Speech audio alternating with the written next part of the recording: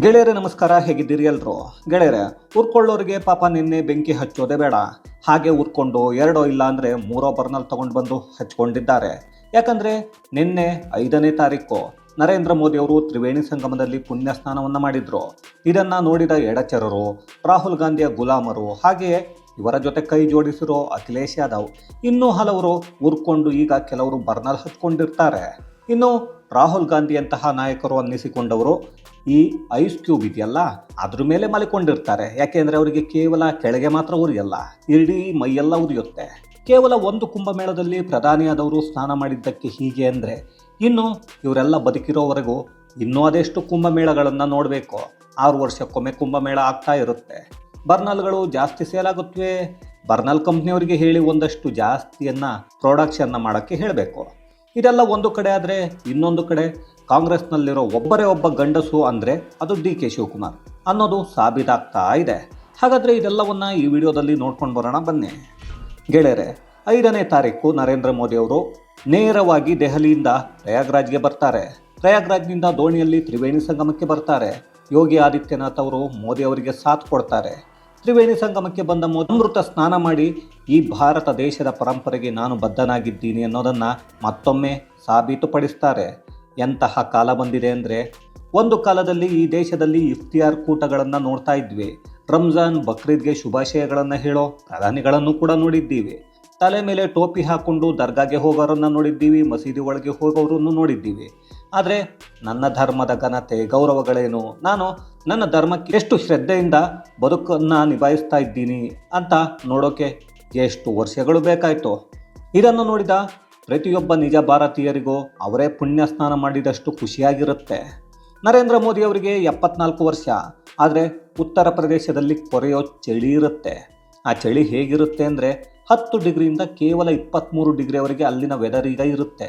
ಯೋಚನೆ ಮಾಡಿ, ನಾವು 26 ಡಿಗ್ರಿ 27 ಡಿಗ್ರಿ ಇದ್ದರೆ ಚಳಿ ಅಂತೀವಿ. ಹಾಗಿದ್ದಾಗ 10ರಿಂದ 23 ಡಿಗ್ರಿ ಅಂದರೆ ಚಳಿ ಹೇಗೆ ಇರುತ್ತೆ? ಬೆಳಿಗ್ಗೆ 11 ಗಂಟೆ ಆದರೂ ಅಲ್ಲಿ 16ರಿಂದ 18 ಡಿಗ್ರಿ ಅಷ್ಟೇ ಇರುತ್ತೆ. ಜೊತೆಗೆ ನದಿಯ ನೀರು ಎಷ್ಟು ತಣ್ಣಗೆ ಇರುತ್ತೆ ಅಂದರೆ ನೀರಿನಲ್ಲಿ ಮುಳುಗಿ ಎದ್ದ ಮೇಲೆ ಚಳಿ ಜಾಸ್ತಿ ಆಗ್ತಾ ಇರುತ್ತೆ. ಇಂತಹ ನೀರಿನಲ್ಲಿ ಕೇಸರಿ ಟೀ ಶರ್ಟ್ ಹಾಕ್ಕೊಂಡು, ರುದ್ರಾಕ್ಷಿ ಮಾಲೆ ಹಿಡ್ಕೊಂಡು ನನ್ನ ಧರ್ಮಕ್ಕೆ ನಾನು ಸಮರ್ಪಿಸಿಕೊಂಡಿದ್ದೇನೆ ಅಂತ ಬದುಕಿನ ಸಾರ್ಥಕತೆಗಾಗಿ ನರೇಂದ್ರ ಮೋದಿಯವರು ಮಾಡಿದ ಪುಣ್ಯಸ್ನಾನ ಇದು. ಒಬ್ಬ ಹಿಂದೂ ಆಗಿ ತಾನು ಏನು ಕರ್ತವ್ಯ ಮಾಡಬೇಕೋ ಅದನ್ನು ಮಾಡಿದ್ದಾರೆ. ಎಲ್ಲ ಹಿಂದೂಗಳ ರೀತಿ ಬಂದು ಪವಿತ್ರ ಸ್ನಾನವನ್ನು ಮಾಡಿದ್ದಾರೆ. ಕೋಟ್ಯಾಂತರ ಸನಾತನಿಗಳ ಮಧ್ಯೆ ನಾನು ಎಲ್ಲರಲ್ಲೊಬ್ಬ ಅಂತ ವಿನೀತರಾಗಿ ಮೋದಿ ಮಾಡಿದ್ರು. ಇಂತಹ ಪ್ರಧಾನಿಯನ್ನು ಭಾರತದಲ್ಲಿ ಕಲ್ಪನೆ ಮಾಡಿಕೊಳ್ಳೋದು ಸಾಧ್ಯ ಇರಲಿಲ್ಲ. ಎಲ್ಲದಕ್ಕೂ ರಾಜಕೀಯದ ಲೇಪವನ್ನು ಹಚ್ಚಿ ಡೋಂಗಿಗಳ ಹಾಗೆ ಇಡೀ ವ್ಯವಸ್ಥೆಗೆ ಮೋಸ ಮಾಡಿರೋ ರಾಜಕಾರಣಿಗಳನ್ನು ನೋಡಿದ್ದೀವಿ. ಇವರೆಲ್ಲರ ಮಧ್ಯೆ ನರೇಂದ್ರ ಮೋದಿ ಎತ್ತರದಲ್ಲಿ ಕಾಣಿಸ್ತಾರಲ್ವೇನ್ರಿ? ಮಂಗಳವಾರ ಉತ್ತರ ಪ್ರದೇಶದ ಮುಖ್ಯಮಂತ್ರಿ ಯೋಗಿ ಆದಿತ್ಯನಾಥ್ ಅವರಿಗೆ ಅವಿವೇಕಿ ಅಖಿಲೇಶ್ ಯಾದವ್ ಬಾಯಿಗೆ ಬಂದ ಹಾಗೆ ಮಾತಾಡ್ತಾನೆ. 29ನೇ ತಾರೀಕು ಕಾಲ್ತುಳಿತದಲ್ಲಿ ಸತ್ತವರನ್ನು JCBಯಲ್ಲಿ ಮತ್ತೆ ಟ್ರ್ಯಾಕ್ಟರ್ನಲ್ಲಿ ತಗೊಂಡು ಹೋಗಿದ್ದಾರೆ ಅಂತಾನೆ. ಜೊತೆಗೆ ಸತ್ತವರ ಲೆಕ್ಕವನ್ನು ಸರಿಯಾಗಿ ಕೊಡ್ತಾ ಇಲ್ಲ ಯೋಗಿ ಆದಿತ್ಯನಾಥ್ ಅಂತಾನೆ. 2013ರಲ್ಲಿ ಈ ಯೋಗ್ಯತೆ ಇಲ್ಲದವನೇ ಮುಖ್ಯಮಂತ್ರಿ ಆಗಿದ್ದ. ಆಗ ಅಜಮ್ ಖಾನ್ ಅನ್ನೋ ಒಬ್ಬ ಇದರ ನೇತೃತ್ವವನ್ನು ತಗೊಂಡಿದ್ದ. ಆಗ ರೈಲ್ವೆ ಸ್ಟೇಷನ್ನಲ್ಲಿ ಕೆಲವೇ ಕ್ಷಣಗಳಲ್ಲಿ, ಕೇವಲ 2ರಿಂದ 3 ನಿಮಿಷದಲ್ಲಿ 40 ಜನ ಸತ್ತರು. ಅದರ ಬಗ್ಗೆ ಈತ ಮಾತಾಡಲ್ಲ. ಅದರ ಬಗ್ಗೆ ಪಶ್ಚಾತ್ತಾಪ ಕೂಡ ಇಲ್ಲ. ಈಗ ನಡೀತಿರೋ ಮಹಾಕುಂಭಮೇಳದ ಬಗ್ಗೆ ಉರಿತಾ ಇದೆ. ಹಾಗಾಗಿ ಸುಳ್ಳುಗಳನ್ನು ಹೇಳೋದು, ಜನರಿಗೆ ಆತಂಕ ಬರೋ ಹಾಗೆ ಏನು ಮಾಡಬೇಕು, ಇದರ ಜೊತೆಗೆ ಜನರು ಬರದ ರೀತಿ ಏನು ಮಾಡಬೇಕು, ಇದನ್ನು ಯೋಚನೆ ಮಾಡ್ತಾ ಇರ್ತಾನೆ. ನೋಡಿದರೆ ಪಾಪ ಅನಿಸುತ್ತೆ. ಕಳೆದ 2 ತಿಂಗಳಿಂದ ರಾತ್ರಿಯೆಲ್ಲ ಶ್ರಮ ಹಾಕ್ತಾ ಇದ್ದಾನೆ. ಈ ಅದ್ಭುತ ವ್ಯವಸ್ಥೆ ಮಾಡೋಕ್ಕೆ ಯೋಗಿ ಎಷ್ಟನ್ನು ಶ್ರಮಿಸಿದ್ದಾರೋ ಈ ಅಖಿಲೇಶ್ ಯಾದವ್ ಬೆಳಿಗ್ಗೆ ಎದ್ದರೆ ಏನು ಟ್ವೀಟ್ ಮಾಡಬೇಕು ಅನ್ನೋ ಯೋಚನೆಯಲ್ಲಿ ನಿದ್ರೆಯನ್ನೇ ಮಾಡಿಲ್ವಂತೆ. ಒಂದು ಸಲ ಜನ ಇಲ್ಲ ಈ ಕುಂಭಮೇಳದಲ್ಲಿ ಅಂತಾನೆ, ತಯಾರಿಗಳು ಆಗಿಲ್ಲ ಅಂತ ಇನ್ನೊಂದು ಸಲ ಹೇಳ್ತಾನೆ, ನೀರು ವಿಷಯುಕ್ತವಾಗಿದೆ ಅಂತಾನೆ ಈತನೇ ಹೋಗಿ ಆ ನೀರಿನಲ್ಲಿ ಮುಳುಗ್ತಾನೆ. ಇವನು ಹೇಳಿದ್ದಕ್ಕೆಲ್ಲ ಅಲ್ಲಾಡಿಸೋಕೆ ಇನ್ನೂ 2 ಇವನ ಜೊತೆ ಇದ್ದಾರೆ. ರಾಮ್ ಗೋಪಾಲ್ ಯಾದವ್ ಒಬ್ಬ, ಮತ್ತೊಬ್ಬರು ಜಯಾ ಬಚ್ಚನ್. ಬಿಡಿಪ್ಪ, ಈ ಜಯಾ ಬಚ್ಚನ್ ಕತೆ ತುಂಬ ದೊಡ್ಡದು. ಆದರೆ ಈಕೆಯನ್ನು MLC ಮಾಡಿದ ಪಕ್ಷವನ್ನು ಮೆಚ್ಚಿಸೋಕೆ ಹುಚ್ಚಿಯ ರೀತಿ ಮಾತಾಡಿದರು. ಅದನ್ನು ಎಲ್ಲರೂ ಈಗಾಗಲೇ ನೋಡಿದ್ದೀರಿ. ಈಕೆ ಹೇಳ್ತಾಳೆ, ಹೆಣಗಳಿಂದ ನೀರು ಮಲಿನಗೊಂಡಿದೆ ಅಂತಾಳೆ. ಆ ಹೆಣಗಳನ್ನು ಈಕೆಯೇ ತಗೊಂಡು ಬಂದು ನದಿಯಲ್ಲಿ ಹಾಕಿದ್ರೆ ಅಂದ್ರೆ ಏನು ಅದನ್ನು ಹೇಳೋದಿಕ್ಕೆ. ಇನ್ನು ಈ ಅಖಿಲೇಶ್ ಯಾದವ್ ಲೆಕ್ಕವನ್ನು ಕೊಡ್ತಾ ಇಲ್ಲ ಅಂತಾನೆ. ಜೊತೆಗೆ ಯಾರು ಸೋಷಿಯಲ್ ಮೀಡಿಯಾದಲ್ಲಿ ಸತ್ಯ ಹೇಳ್ತಾರೋ ಅವರನ್ನು ಜೈಲಿಗೆ ಹಾಕ್ತಾ ಇದ್ದಾರೆ, ಉತ್ತರ ಪ್ರದೇಶ ಸರ್ಕಾರ ಇಂತಹ ಕೆಲಸ ಮಾಡ್ತಾ ಇದೆ ಅಂತ ಹೇಳ್ತಾನೆ. ಹಾಗಾದರೆ ಯೋಗಿ ಸರ್ಕಾರ ಇಂತಹ ಕೆಲಸ ಮಾಡಿದ್ಯಾ ಅಂತ ಚೆಕ್ ಮಾಡ್ತಾ ಇದ್ದೆ. ಆಗ ಸತ್ಯ ಸಿಕ್ತು. 7 ಜನರು ಬೆಳಗ್ಗೆ ಎದ್ದರೆ ಸುಳ್ಳು ವದಂತಿಗಳನ್ನು ಹಾಕ್ತಾ ಇದ್ರು. ಅದರಲ್ಲಿ ಮೊದಲನೆಯವನು ಸಮಾಜವಾದಿ ಪಕ್ಷದ ಮುಖಂಡ ಬ್ರಿಜೇಶ್ ಕುಮಾರ್ ಪ್ರಜಾಪತಿ. ಈತ ನೇಪಾಳದಲ್ಲಿ ಭೂಕಂಪ ಆಗಿದ್ದ ಫೋಟೋವನ್ನು ಮಹಾಕುಂಭದಲ್ಲಿ ನಡೆದಿದೆ, ಮಹಾಕುಂಭದಲ್ಲಿ ಒಂದೇ ಕುಟುಂಬದ 3 ಜನರು ಸತ್ತು ಹೋಗ್ತಾರೆ, ಅವರ ಹೆಣವನ್ನು ತಗೊಂಡು ಹೋಗೋಕ್ಕೆ ಯೋಗಿ ಸರ್ಕಾರ ಆಂಬ್ಯುಲೆನ್ಸ್ ಕೊಟ್ಟಿಲ್ಲ, ಹಾಗಾಗಿ ಅವರು ಹೆಣವನ್ನು ಹೊತ್ಕೊಂಡು ಹೋಗ್ತಾ ಇದ್ದಾರೆ ಅಂತ ಟ್ವೀಟ್ ಮಾಡಿದ್ದ.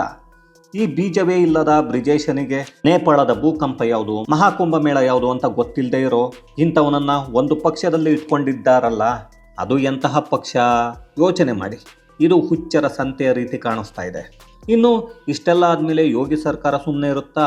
ಸುಳ್ಳು ಟ್ವೀಟ್ ಮಾಡ್ತೀಯಾ ಬಾರೋ ಅಂತ ಒದ್ದು ಎಳ್ಕೊಂಡು ಬಂದು ಒಳಗೆ ಹಾಕಿ ಟ್ವೀಟ್ ಮಾಡಿದವನಿಗೆ ಟ್ರೀಟ್ ಕೊಡ್ತಾ ಇದ್ದಾರೆ. MP ಆಗಿರಲಿ MLA ಆಗಿರಲಿ ಯಾವನೇ ಆಗಲಿ ಯೋಗಿ ಸರ್ಕಾರ ಇದುವರೆಗೂ ಬಿಟ್ಟಿಲ್ಲ. ಇನ್ನು ಇವನೊಬ್ಬ ಪುಟ್ಗೋಸಿ ಮುಖಂಡ, ಇವನನ್ನು ಬಿಡ್ತಾರಾ? ಕೇಸು ಹಾಕಿ ಜಡಿದ್ರು, ಒಳಗೆ ಕೂರಿಸಿದ್ದಾರೆ. ಇದೇ ತರಹದ ಸುಳ್ಳನ್ನು ಹಬ್ಬಿಸೋಕೆ ಒಂದು ಟೀಮ್ ಮಾಡ್ಕೊಂಡಿದ್ರು. ರಂಜನ್ ಶಾಕ್ಯ ಒಬ್ಬ, ಅಶ್ವಾಕ್ ಖಾನ್ ಇನ್ನೊಬ್ಬ, ಸತ್ಯಪ್ರಕಾಶ್ ನಗರ್ ಅಂತ ಮತ್ತೊಬ್ಬ, ಪ್ರಿಯಾಂಕಾ ಮೌಲ್ಯ ಅಂತ ಮಗದೊಬ್ಬಳು, ಆಕಾಶ್ ಸಿಂಗ್ ಭರತ್, ಅಭಿಮನ್ಯು ಸಿಂಗ್ ಜರ್ನಲಿಸ್ಟ್. ಇಷ್ಟು ಅಕೌಂಟ್ಗಳನ್ನು ಇಟ್ಕೊಂಡು ಕುಂಭಮೇಳದ ಕುರಿತಾಗಿ ಸುಳ್ಳು ಸುದ್ದಿಗಳನ್ನು ಹಾಕೋದು ಇವರ ಕೆಲಸ. ಉತ್ತರ ಪ್ರದೇಶ ಸರ್ಕಾರ ಇವರೆಲ್ಲರ ಸೋಷಿಯಲ್ ಮೀಡಿಯಾ ಅಕೌಂಟ್ಗಳನ್ನು ನೋಡುತ್ತೆ. ಇವರು ಹಾಕಿರೋದ್ರಲ್ಲಿ ಒಂದಾದರೂ ಸತ್ಯ ಇರಬೇಕಲ್ಲ, ಇರಲೇ ಇಲ್ಲ, ಬರೀ ಸುಳ್ಳುಗಳೇ ಇದ್ವು. ಸುಳ್ಳೇ ಇವರ ಅಪ್ಪನ ಆಸ್ತಿ ಅನ್ನೋ ಥರ. ಸಾಕ್ಷಿಗಳೆಲ್ಲ ಸಿಕ್ಕಿದ ಮೇಲೆ FIR ಹಾಕಿ ಜೈಲಲ್ಲಿ ಮಲಗಿಸಿದ್ದಾರೆ. ಹೀಗಾಗಿ ಅಖಿಲೇಶ್ ಯಾದವ್ಗೆ ತಡ್ಕೊಳ್ಳೋಕೆ ಆಗ್ತಾ ಇಲ್ಲ. ಪಾಪ, ಅದಕ್ಕೆ ಯಾರು ಸತ್ಯವನ್ನು ಹೇಳ್ತಾರೋ ಅವರನ್ನೆಲ್ಲ ಜೈಲಿಗೆ ಹಾಕ್ತಾ ಇದ್ದಾರೆ ಅಂತಾನೆ.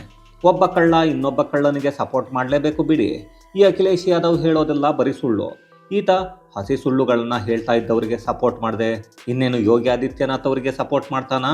ಈ ಅಖಿಲೇಶ್ಗೆ ಆಗಿರೋ ಕಷ್ಟ ಏನಪ್ಪ ಅಂದರೆ, ಒಂದು ಕಡೆಯಿಂದ ಉತ್ತರ ಪ್ರದೇಶದ ಆ್ಯಂಟಿ ಟೆರರಿಸ್ಟ್ ಸ್ಕ್ವಾಡ್ ಕೆಲಸ ಮಾಡ್ತಾ ಇದೆ, ಕಾಲ್ತುಳಿತದ ತನಿಖೆ ಮಾಡ್ತಾ ಇದೆ. ಇನ್ನೊಂದು ಕಡೆ STF ಕೆಲಸ ಮಾಡ್ತಾ ಇದೆ. ಇದರ ಜೊತೆಗೆ ಕೇಂದ್ರ ಗುಪ್ತಚರ ದಳ ಸೇರಿಕೊಂಡಿದೆ. ಇವರೆಲ್ಲರ ಜೊತೆ ಉತ್ತರ ಪ್ರದೇಶದ ಪೊಲೀಸರು ಇಷ್ಟೂ ಜನರು ಅತ್ಯಂತ ಸೂಕ್ಷ್ಮವಾಗಿ ತನಿಖೆ ಮಾಡಿ ದುಷ್ಕೃತ್ಯದ ಹಿಂದೆ ಇರೋ ಕೈಗಳನ್ನು ಕಂಡುಹಿಡಿಯೋಕ್ಕೆ ಹೊರಟಿದ್ದಾರೆ.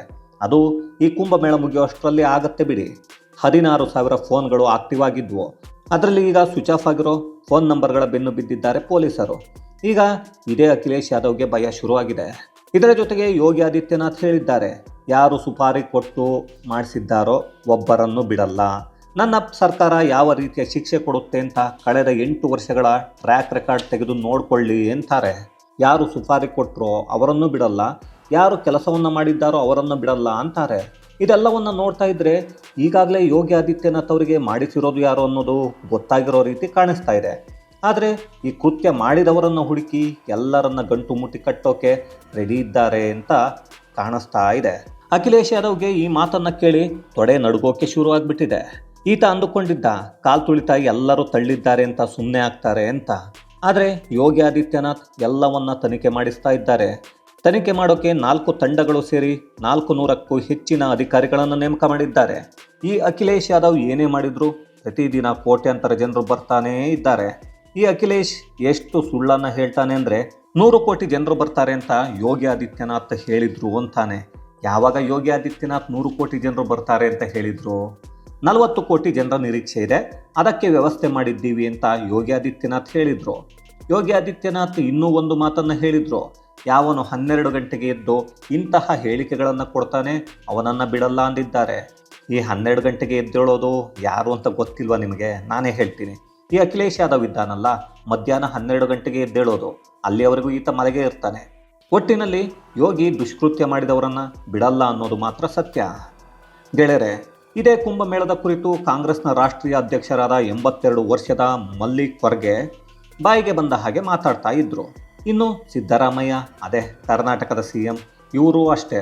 ಇನ್ನೊಬ್ಬರು ಇದ್ದಾರೆ ಸಚಿವರು ಸಂತೋಷ್ ಲಾಡೋ ಅಂತ, ಇವರು ಏನೇನೋ ಮಾತಾಡ್ತಾ ಇದ್ರು. ಅದೇ ಈಗ ಅವರದ್ದೇ ಪಕ್ಷದ DK ಶಿವಕುಮಾರ್ ಅವರು ಕುಂಭಮೇಳಕ್ಕೆ ಹೋಗ್ತಾ ಇದ್ದಾರೆ.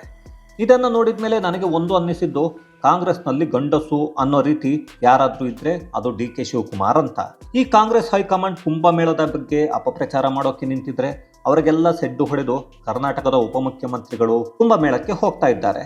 ಇದಕ್ಕೆ ಪತ್ರಕರ್ತರು ಕೇಳಿದ್ರು, ನಿಮ್ಮದೇ ಪಕ್ಷದಲ್ಲಿ ಕೆಲವರು ಏನೇನೋ ಮಾತಾಡ್ತಾರೆ ತಲೆ ಕೆಟ್ಟವರ ಹಾಗೆ, ಇನ್ನು ನಿಮ್ಮ AICC ಅಧ್ಯಕ್ಷ ಮಲ್ಲಿಕ್ ವರ್ಗೆ ಇದ್ದಾರಲ್ಲ, ಅವರು ಸಂಗಮದಲ್ಲಿ ಮುಳುಗಿದ್ರೆ ಬಡತನ ಹೋಗುತ್ತಾ ಅಂತ ಕೇಳಿದ್ರು.